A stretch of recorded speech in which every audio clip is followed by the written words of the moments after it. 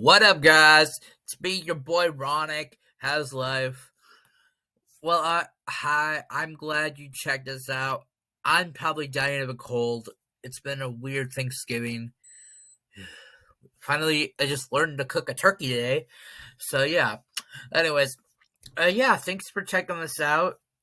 Today's interview is with the independent musician now, for the most part, whose name is Breven, the aka Beeven. You can find him on Spotify and Instagram. All of this stuff is down in the description. I just wanted to, but basically, that's today's interview. I'm talking to him about doing a part two if he's interested. So it's a 50-50 chance. So if you want to lock that vote in, subscribe, like, and listen to Spotify. We haven't forgot about you, Spotify listeners. We just haven't. I'm not gonna forget about you. Anyways, yeah, I'm looking for guests. By the way, before I let you go, I'm looking for guests, and so if you would possibly want to come on, I'm taking a break here and there because my schedule's all weird, school's all weird, and yeah. I'm not gonna I know that doesn't really line up for the uploads, but I'm most likely not gonna record until the new year. So, at least I'm not gonna start recording again until the new year. So there's gonna be a little gap here and there once in a while. It's weird. I'm just letting you guys know. But anyways, I hope you enjoy. Please subscribe. I don't really care about followers on Instagram, but follow me on Instagram. My other YouTube. Basically, anything that's in the description of my videos and Spotify, you can literally please subscribe to me. I'm begging you. But anyways, please. Is my voice annoying? Is my voice actually annoying? Because, I was editing this video today, and, Jesus. I know everybody hates their voice. It's like a thing everybody has. But, I hate my voice. I sounded so annoying in this. I sounded like that little cousin everybody that most everybody probably has, where can't you have games on your phone? It was annoying. I don't know. I feel bad for the guests. Sorry, Beeven. I hope you enjoyed this, even though you said you did, but I hope you actually did. And I'll stop annoying you guys now. Enjoy this interview. I hope you enjoyed your Wednesday or whatever day you're watching this, and welcome to Tyler Granola Bar Podcast. Hit it!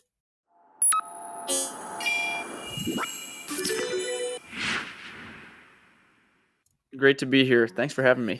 Yeah, that was a bitch to put up with, but we're here and let's make the best of it. Yeah, absolutely. My first thing was you sent me a new album that you created back in August, a few months ago. And then with that, I was looking through your Instagram and what was your second album, I think, and it was called Beeven .2, and I was wondering what that, even though I still like the songs, but it seemed more have you ever seen Smiling Friends? It's real Okay. Yeah. it kind of seems like it mixes in with not stupidness, but just the way it was kind of the structured. It seemed Sure. like a really goofy structure. If you get if you're going, you know what I'm going with. Yeah. And then the new one, it seemed more professional in a way. If I don't sound like I'm making fun of you, I'm really not. But it's my thing. But I was wondering, do you think it's because you evolved over the years since I think you were 16, 14, something like that? That could be a factor in it. I think the major difference between the two is that Beeven 2 was kind of a collection of a lot of songs I'd been writing up to that point, whereas August 2025 was kind of an experiment as an album. The whole concept was that I would record one song a day for the whole month of August and just see where that gets me, 31 songs by the end of it, and just try to see if I can do all 31. So it kind of naturally sequenced itself, and I recorded in the same track for each side of the album, each quarter of the album. So they kind of built off of the song that came before them, each new track that I would Mhm. record. So that might be why it sounds more like a finished thing versus the sequence of Beeven 2. You've been doing this for at least a few years now. You think you've been like you've evolved and like mastered your skill more? Yeah, I would say that I've definitely gotten better at it. Another thing with that is that I've just acquired equipment that maybe I save up and buy something, or somebody else might get rid of it. And it's just more choices that I can make. I've also switched to recording on Audacity. I used to record on Mixpad and I'd use the built in Mixpad drums, but now I record on Audacity, and it just helps to kind of get all of your ducks in a row Is that making basically software. an equivalent to like GarageBand or something like that? Yeah, it gets lumped in with GarageBand a lot as kind of starter level recording stuff, and Audacity is kind of seen as the worst one. I actually like Audacity because you have to use outside sources.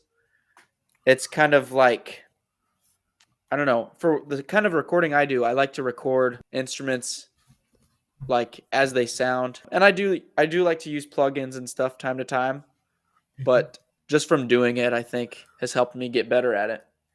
The original post where you promoted your second album was like 2021, I believe. How many years have you been doing it? Like all in total, do you think?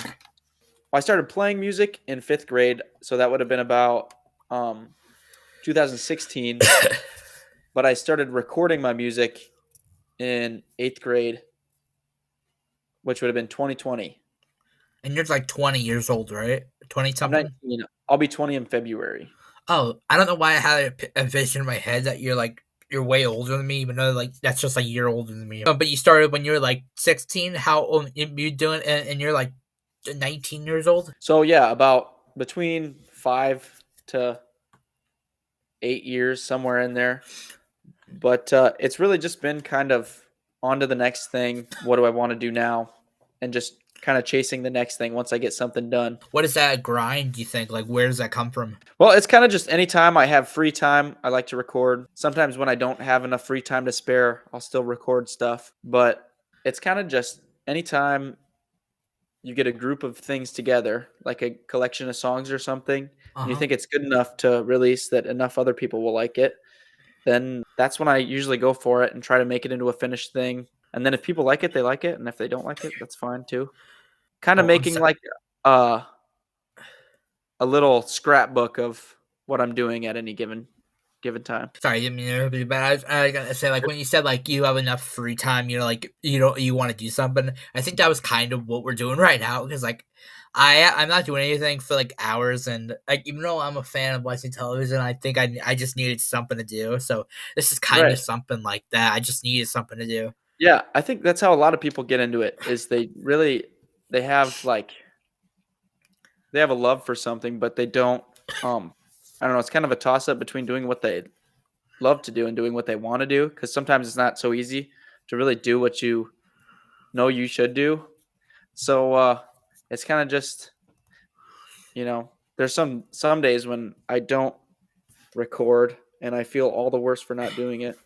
But I try to do it as much as I can. I want to talk about the your newest or at least I'm not gonna say newest, but like uh, Yeah. considering now it's newest August 2025. Could you explain to me and the audience like what does that mean? So the life of recording that album is it was the end of July, and I was thinking of different creative exercises I could do to, I don't know, just kind of keep in the swing of things, because I really like to record and stuff, but sometimes you have to put yourself in a parameter so that you can, because otherwise you don't know where to start. So I came up with the idea of, I was tossing a few ideas around what I could do. One of them was like record maybe one song every season of the year, and it could be 4 songs with different vibes based on a spring song, a winter song. But I settled on, for a whole month I could record one song every day, record it, record every instrument, write the song that day. And I thought that would be cool. And it was right at the end of July. So I told myself, I'll just try it, see how many songs I can get before I give up. And I recorded one song every day in August, and I didn't miss any. So at the end there was kind of this finished album, and I wasn't planning on releasing it because it was just kind of a creative thing. But I began to like some of the stuff on it enough to where I thought people can benefit from the good songs and the not so good songs. Maybe they can laugh at them or something. But I think it's good to have all of it out there. If I would have picked and chose my favorite ones, it wouldn't be as good. I probably wouldn't be as proud of it. But I just put everything out that I recorded, and it's it's a fun time. I like it. I agree with you. Some of like not to bring the show into, but like some of my not so best interviews are like my favorites, at least to me, because like I think it probably is background and like what I experienced. But like, why do you think that is? I think there's a lot of things in my favorite songs that have to do with my own personal, I don't know, experiences. It's kind of like an in joke with yourself, and you kind of through the process of creating something, sometimes you can kind of forget that it is an in joke and it's not a universally known thing, and so you'll kind of seem like an idiot or something. But at the end of the day, I'm kind of just making it for myself to fulfill whatever I want to do. The ones where I can do that most effectively maybe will not be as recognizable as the more like catchy songs, I guess, or more upbeat songs or whatever. Like Death of a Dream is on this album. It's the second to last song, and I kind of really only wrote it to have an end to the Dream saga that's on there. But I was listening to a lot of David Ackles. So like a lot of David Ackles songs don't really they have a structure, but it's not even complex. It just kind of doesn't follow any one given pattern. It's really unfocused, it feels like. So what I did with that one was I wrote the words I had the verses all worked out with melodies and words and everything, but the bridge where it kind of just goes in a different direction and just kind of goes down this path about like walking outside and stuff, I don't know. It's all a big metaphor, but I didn't have the chords written out for that part, so I kind of made them up as I went along, and I made up the timing and everything for that part as I was recording it. So something like that where I thought this idea is not going to work, and then it turns out maybe it's not very impressive in the finished recording, but at least it doesn't sound bad. Because when I came up with the idea, I thought, well, I'll probably mess it up and it won't sound good enough. But I think in the end, if you've got something that even sounds close enough, like it could be good, that's not a loss. Where did the August 2025? You Yeah. mentioned like fishing, and I asked like, is this all a metaphor? Does that kind of work into it? Yeah, there's two kind of things. August 2025. The whole idea is basically I got about halfway through the recording of the 31 songs, and I realized like I kind of like this. I think I'm going to put it out. So I released Cornbread Muffin as the single, and I thought I'm going to kind of build up this release a little bit so that people at least know about it. So I thought, well, if I want to release it, what should I title it? One title that I was going to throw up since it was my seventh album. I was thinking about naming it Beeven Seven, like seven, the number seven, because it was going to be my seventh album. Like even Steven? Yeah, kind of. But I decided that wouldn't really be something that made sense. So I remembered this book, this short story that I read in like 10th grade literature called August 2026, There Will Come Soft Rains. And it's about this house that's like, and it was written in the 50s, so it was kind of like prophetic for its time. But I think it was in the 50s, like 1957. But Ray Bradbury writes a story about this house that is automated. Like every chore is taken care of by robots in the house. And it's to the point where humans don't even need to interact and all the chores get done. There's no human input at all. So basically, the idea of the story is the humans passed away, and now the house is continuing doing all the chores, and it will just keep doing the chores even though there's nobody there to really benefit from that. The house will just remain like doing everything until it falls apart. So I don't know. That really has nothing to do with the album, but I like the title, so I decided I'll put something in there about jamming and since the short story is about a house, I'll take a picture for the album in front of a house. And so that's why there's a house on the front of the album cover. And the sky's kind of purple because it's like apocalyptic. I don't know why, but I just love the way you said it. No, nonchalant, so nonchalant. The way you said, I don't know I said all that, but it made a good title. But yeah, sometimes things are like that. They just kind of jump out at Yeah. you. And I decided that would be a good thing to do. And then the other thing is with the fishing, the whole fishing metaphor is the single that I just recorded 2 days ago in this very studio, my high school bedroom. It's called Inverse Thrill, and I think I'm going to release it once weather starts getting warmer and it's easier to go back to the river and fish because, well, there's 3 verses in this song. One of them's about, cows in the pasture. The next one's about, changing oil on a car. And the third one is about fishing. And the whole basic idea of the song is that if you're going to do something, if you're going to like set your mind out and do something, you don't want to counteract it with stupid mistakes. That's kind of the whole idea. So it's basically just knowing where your head's at and knowing what you're doing, which is a reminder I need a lot. Hey guys, what's up? How's life? This video isn't done. We have so much more to talk about, but I just wanted to say I'm taking a quick little break, go to the bathroom. But I figured, why stop you from enjoying your life? Check out this new song, the new upcoming song of Breven or Beeven. I can't remember I don't think I actually got which one. But yeah, check out a new 30-second snippet of what his song is. Hope you enjoy. The song is called Inverse Thrill. And yeah, enjoy your life.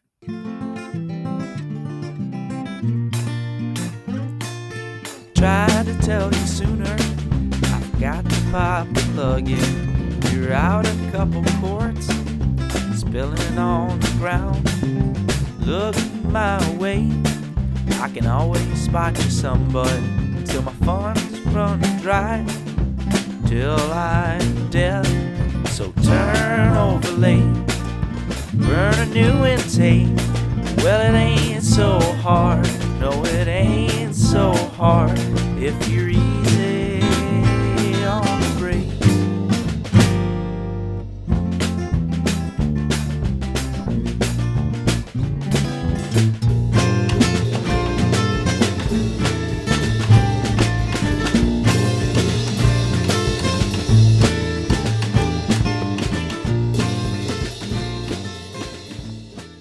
Back to the episode.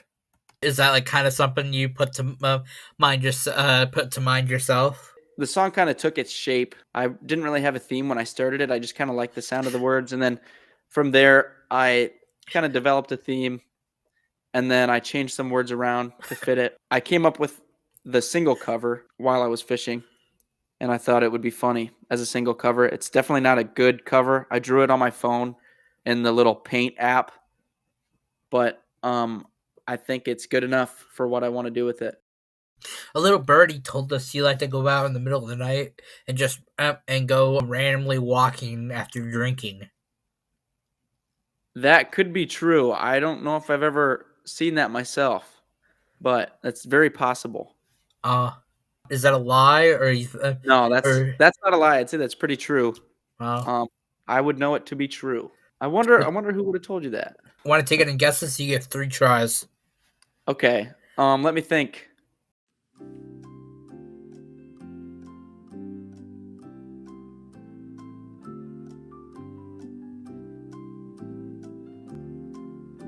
Braden Sabin. No. It's not? Nope. Oh, man. I don't know who it could be. You don't want to try the other 2? I guess I'm spent. I don't know. It was Ronan. Ronan. I had him and his brother on the show like maybe 2 weeks ago at this point of recording, and yeah, he mentioned he helped me right maybe like a month before that. He mentioned, oh yeah, funny story, Breven likes to walk out in the random nowhere and just come back after drinking, and he has no idea where he went. That's awesome. Yeah, they're super chill guys. I like all of them. From what I realized, like all bands, like all the bands, like in Iowa, based. I'm just gonna say Iowa because they're all kind of connected. Do all you guys know each other from like playing it, or how is that little group formed? Because like all of you guys kind of like in one way or another know each other. I don't know. I wouldn't say I know that many people. Because like Serotonin, Bluffstreet, yeah, Yeah. Ken said, you know, like what I mean. You all know each other one way or another. It's basically what I'm saying. Well, we know Kenset because we played a show with them at the Octopus in Cedar Falls, and they hung out with us after that. We went and got breakfast next day. Um, a couple of the other bands I remember going and seeing them. There's a band playing in town. You just want to hear them, so you go see them, and then after the show, you tell them, "Hey, great job," and you just get to talking. Back when like we did the Bluff Street interview, you mentioned like how when you were in fifth grade, that was like you saw the movie Back to the Future, and that's kind of like when the whole like it basically started your whole like interest with music because Marty McFly started playing. Is that the only really started the passion, or like what else was there? That was definitely like the first thing that I grasped onto.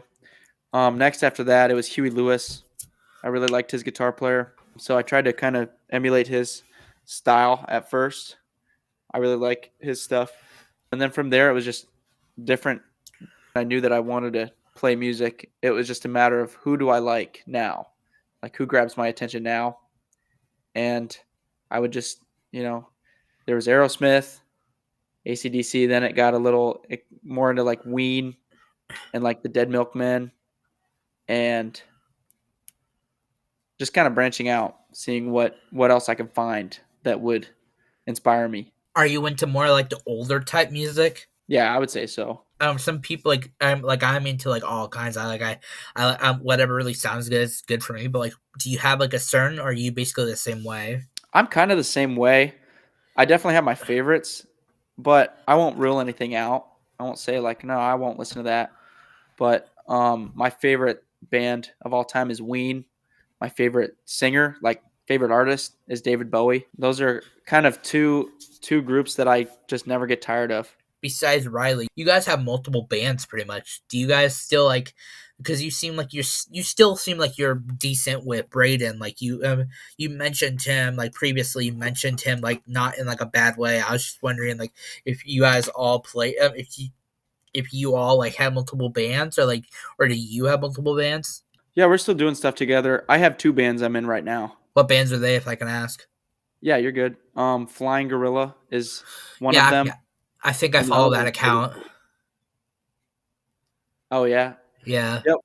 And then the other one's Bagel Steak. How does your family feel about this? Yeah, I think they like it. I like to think that they enjoy it. Maybe they are really sick of it, but they're supportive. They like to come to my shows and see what I'm doing. But Yeah. yeah, I think it's just one of the things. It's like, yeah, this is Brev's thing. I don't know. It kind of clicked in my brain like this might be something I want to do. Like, I don't know if it's professionally or what, but I just want to be in that school of people that know how to play a guitar and they play in front of people. Speaking of like professionally, like what is your goal for the like? Is it like of course everybody like you want to like make good money and like you want like that's the main idea, but like do you plan on trying this out as long as you can or like ringing it out or like what's the plan for this? Well, my plan is kind of just as long as I'm able to do it, I'll be doing it just because I really like to do it. But yeah, if it gets in the way of certain stuff that keeps me alive, I guess, then it will have to take a back seat for a while. But I'll never put it down forever. There's definitely going to be some times I feel when you have to make a conscious effort to stay away because otherwise you'll just keep coming back to it and kind of this is completely hypothetical, but yeah, like I suppose if I need to work a job or 2 jobs or something and there's really no time to do music, if I have in my mind that there's a possibility that I might want to do it, then it'll have to be kind of a like no way kind of thing, locking it off at least for now, just so I can get my wits about me and get things straightened out, But that's completely hypothetical. I don't plan to do that, and I'll try not to do that. not to make it depressing, but do you want to make this like a job, or do you like because like obviously like I mean you don't seem like you're the like the daydreamer type. I'm just curious. Do you like seem feel like you're gonna like want to do this maybe as like a or maybe like a side gig kind of thing? I'm thinking as a side gig, it would be most beneficial to me. What I want to do for work is I'm going for a degree at UNI, digital media, and basically digital music and digital video. So if I can get a job working in those in some capacity, like there's a I don't know if I should say this, but I can cut it out if you really want me to. I don't really care. It's fine. We can leave it. But there's a record store in Cedar Falls, not a record store, a recording studio in Cedar Falls called Catamount Recording that I would like to maybe apply at, or I don't know. But yeah, I just like to keep my creative stuff separate from all that, just so I can have it only for fulfillment purposes, and not dependent on it in any way. When you're doing like your solo work and creating your songs, do you do it alone, or do you prefer to like have friends together, like your friend Breven? So when I'm doing my stuff, I do like to have other people working on it with me. So like Dogs on the Beach was the album I put out last May, and Cyrus Gizar and Braden Sabin played on almost all of the tracks. Cyrus played drums, and he really built up the dynamics of the songs with the drums. Braden played bass, and he came up with some awesome bass lines. Leo Burchett played drums on a couple songs. My girlfriend Maddie did a kazoo solo on Strawberry Crepes. Keaton Cruz played saxophone on Beach Bum. Noah Hartman played piano on a couple songs. Let me look here. Who else was in there? Ian Shelton sang on 2 songs. So yeah, I like to just include different voices in my stuff, have my friends join in. Because like in the case of this album, Cyrus and Braden's and Leo's and everybody's contributions really built the songs up into something that I couldn't have built myself. It's more, I don't know, just the collaboration really brought a lot to the songs, and the different ideas everybody had all kind of worked together, and it just makes for a cooler end product once it's all done, if you've got other people putting their input in as well. So I do like to have other people working with me on stuff like that. Did they volunteer, or do you just have random people that you kind of call in like, okay, it's your time to shine, buddy? Well, I just ask people if they want to be on a song, and if they say yes, then I'm super excited to have them, and I'll meet with them and record whatever they've got to give me. But yeah, it was just kind of I think this person would be good at this, so I'll just ask them if they want to do it. And if they want to, then that's awesome. We can build the song that way. Well, if that's basically all my questions, thank you, Breven, for coming on my show. And again, I'd love to have you on. Maybe if we do this again sometime. Yeah, I would totally be down for that. Thanks for having me. Yeah, a lot of fun. Got the cornbread muffin. Got the cornbread muffin. Got the cornbread muffin. Got the cornbread muffin. Got the cornbread muffin. Got the cornbread muffin. Got the cornbread muffin. Got the cornbread muffin. Got the cornbread muffin. Got the cornbread muffin. Cornbread muffin. Cornbread muffin. Cornbread muffin. Cornbread muffin. Cornbread. Got the cornbread muffin. Cornbread muffin.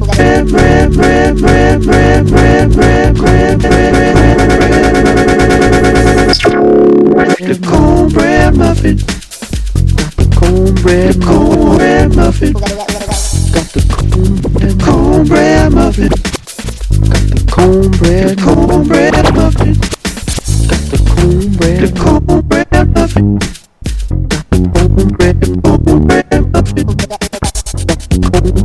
Cornbread muffin.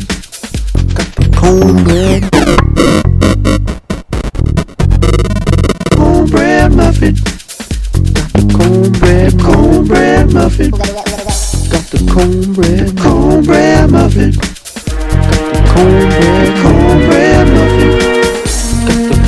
Got the cornbread muffin. Cornbread muffin. Got the cornbread muffin. Got the cornbread muffin.